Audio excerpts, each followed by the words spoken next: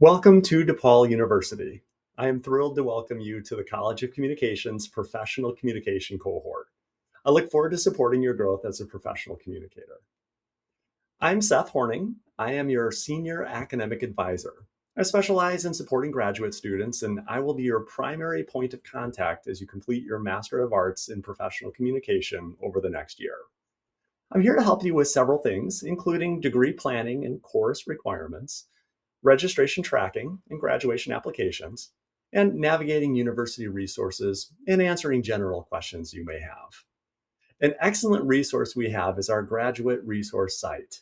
It's located at cmngrad.my.canva.site. I strongly encourage you to save this link to your favorites to help you throughout your time at DePaul.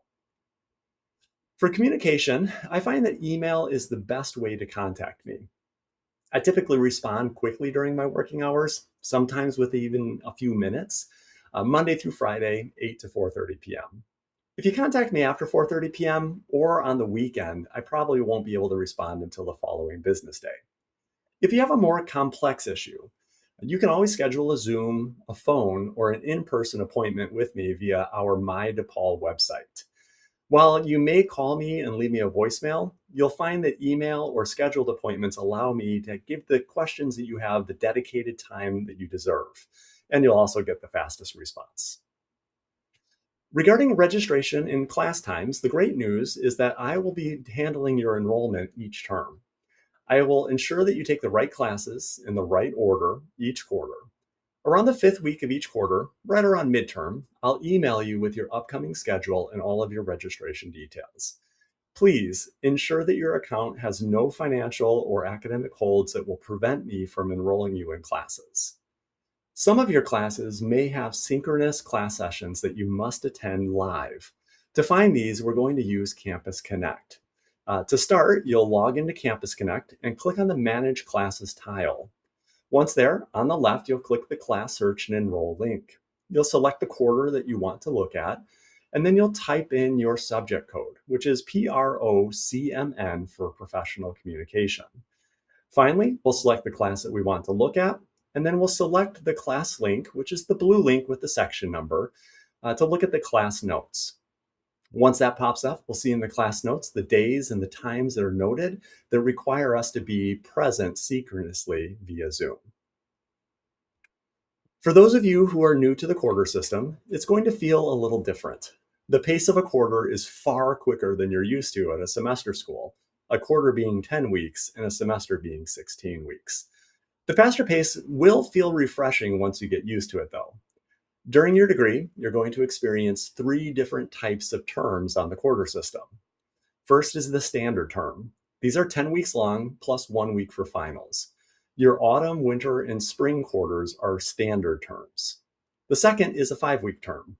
These terms are 5 weeks long, but they carry the same credit hours as a 10-week term, so the pacing will be about twice as fast. You'll have 2 5-week terms, both during the summer quarter. Finally, you have a 3-week term. You'll have 1 3-week December session with 2 classes. This term runs from the Monday after Thanksgiving to the Friday before Christmas. The pace will be extremely fast, so plan accordingly during this busy holiday season. Talking about your academic requirements, you'll find that your program is 12 classes long for 46 credit hours over 1 calendar year.